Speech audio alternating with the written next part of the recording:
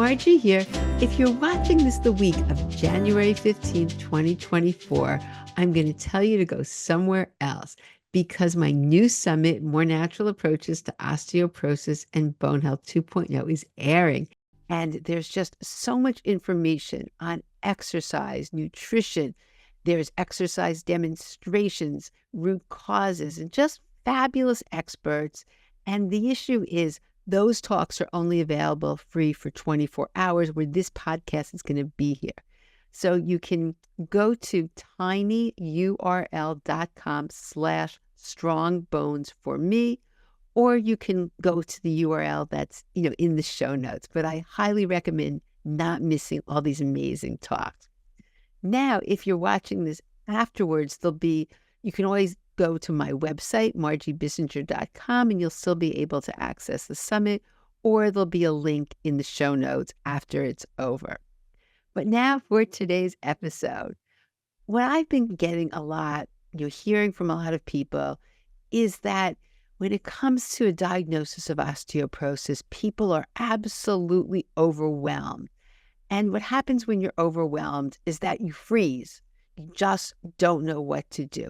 So what I thought today for the new year is to help you with that. I was going to give you some really fabulous tips that have helped me as well as people in my community. So let's get started. Okay, number one, you want to choose where you put your energy and attention, because what you focus on grows.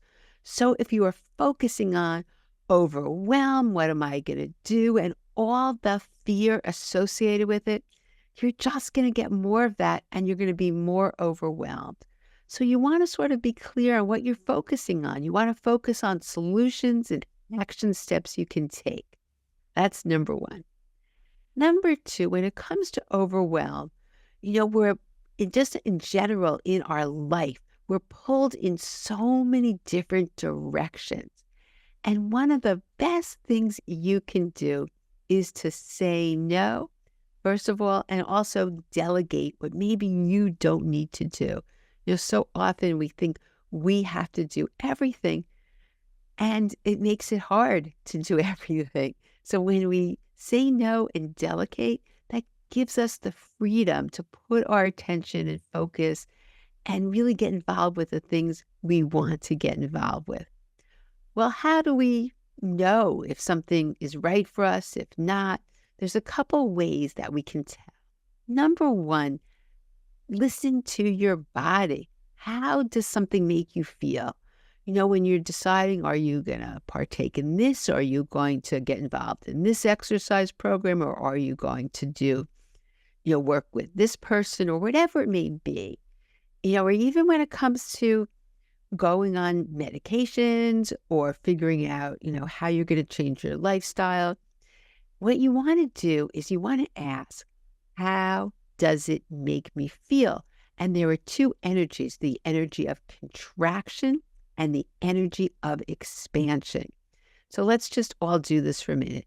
Contraction, I want you to feel how this feels.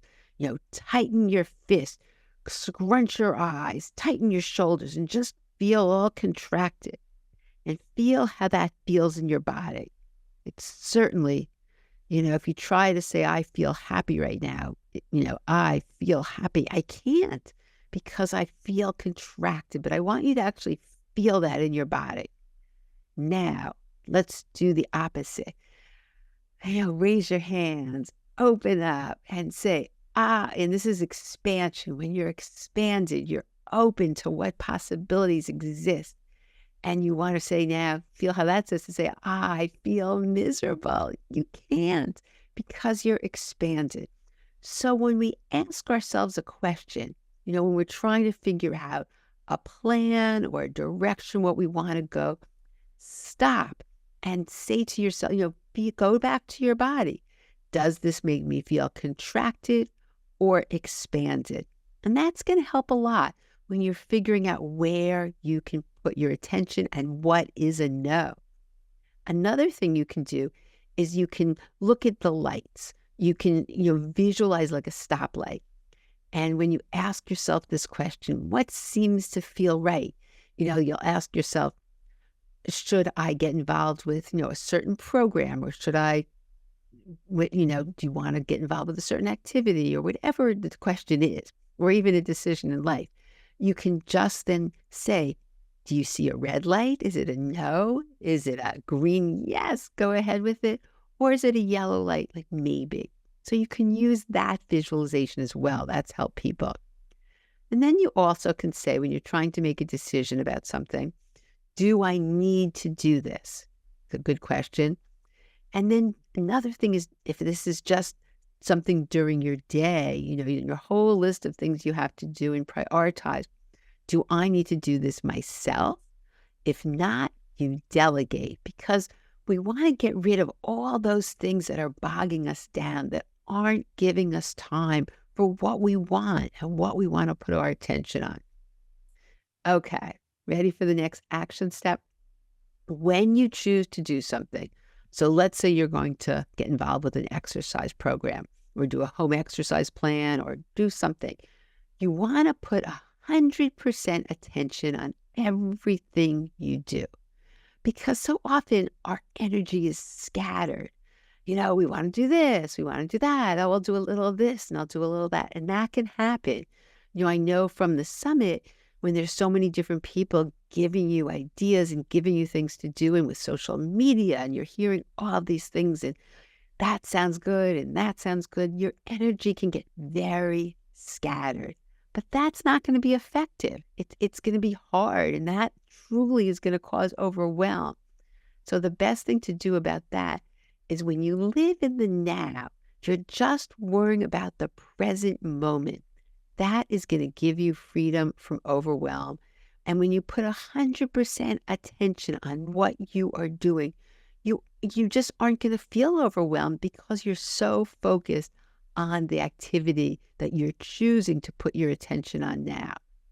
And there are a couple of quotes that I really like by Eckhart Tolle, and it's from the Power of Now. And I'm just going to read them because I think they're so powerful. How important it is to realize you're living in the now and this moment. Okay, here we go. All negativity is caused by an accumulation of psychological time and denial of the present.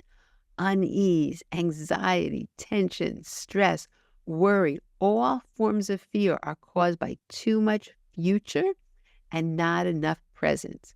Guilt, regret, resentment, grievances, sadness, and all forms of non-forgiveness are caused by too much past and not enough present.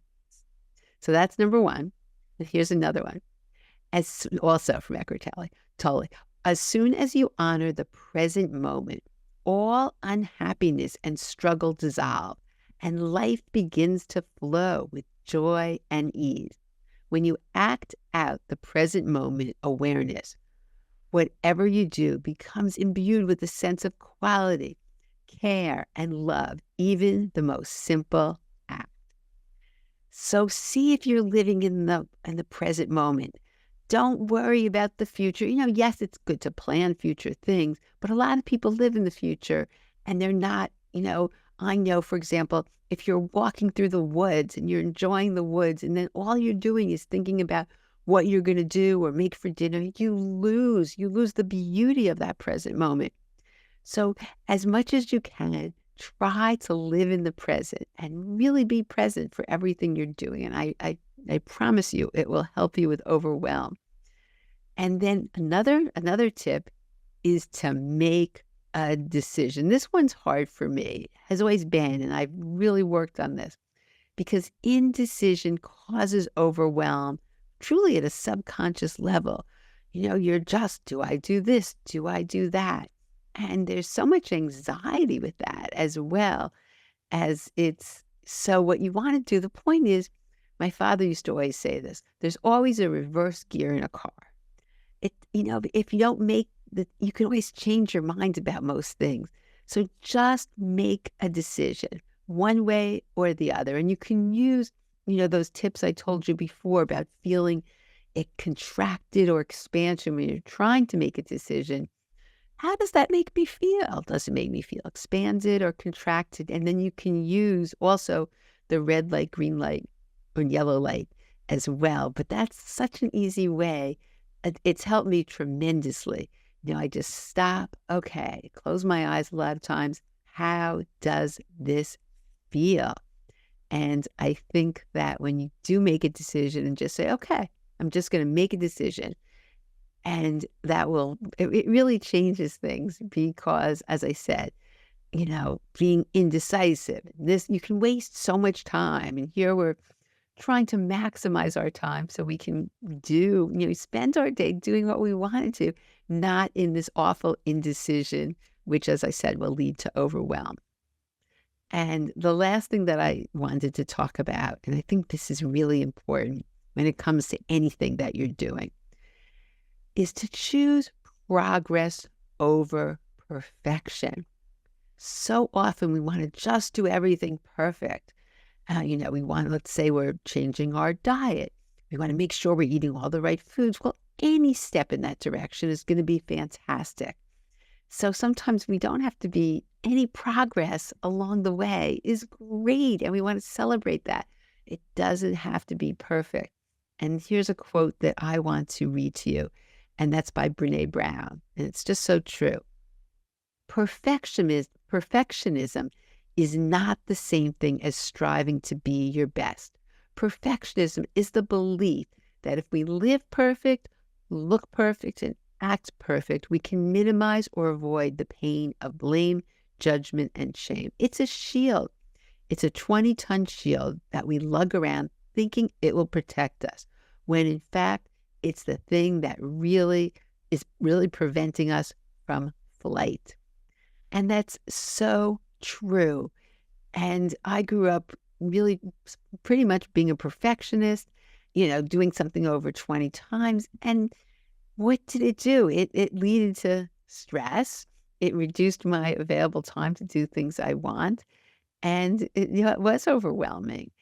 And the truth is sometimes also just good enough. That's what I've had to, I couldn't really make being a perfectionist anymore because I do so many things. So I've just adopted, whether it's progress over perfectionism, that's a great one. As long as I'm making some progress and good enough. You know what? This is good enough. And that's so freeing. I can't even tell you.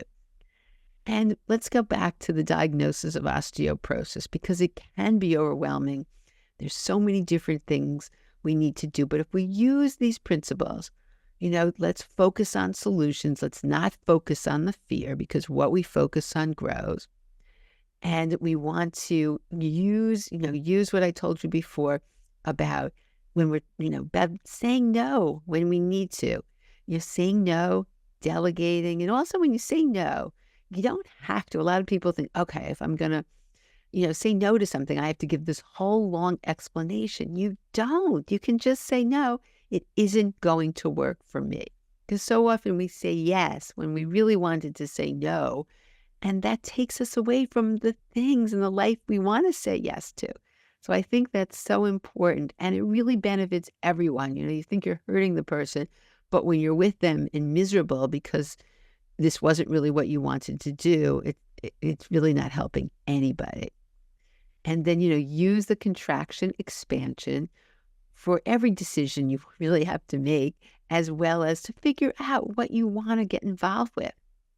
And the other thing is then, put your attention 100%, live in the now. It's going to make such a big difference. And it really does change the quality of your life. And again, make a decision and then choose progress over perfection. Because there's many choices with, the good thing is I look at, as I've told you many times before, to me, a diagnosis of osteoporosis is an opportunity to look at your life and see what areas you may not be focusing on or putting your attention on that need it. So it truly, in the end of the day, is a win-win. And people do tell me, and I believe this, it's a blessing in disguise. But you want to do it in a way that doesn't cause overwhelm. So one thing at a time, you gradually add things, and then that becomes sustainable. It becomes a lifestyle change. And in the end, it's just, as I said, a win-win for really in all areas of your life. So that's all I wanted to share today, a little bit about preventing overwhelm. And make sure you go to the summit because, well, here's what happens during the summit. Every day I start out with a new happiness tips, and these are all new this year. And I really believe these are powerful and they can help. Even if you just find one of these resonates with you, it can make a big difference in your life. And I chose things that I really felt were life-changing and have helped people in my community. And as I said, I've been as many of you know, I've been teaching happiness habits to my patients for over 35 years. So I picked the ones that I felt really were, made the biggest impact on people's lives. So that's how the day starts. It's very short. Then I tell everybody about each day. And then you can choose. You can choose what resonates with you. Look through the talks. There's a lot of them. So again, don't feel overwhelmed. Just pick what resonates with you and what you feel you can get the most value from. So there's lots of things, and I really hope I hope you'll listen to what I talked about today because it can make a big difference. And please do go to the summit. And if you've been there before, if you've been to the summit last year, there's 8 new talks. There's lots of interesting, lots more information to be shared and to learn from. So make sure you go there. And as I say, thank you so much for being part of the community and being here on the podcast. And I really look forward to seeing you on the next episode.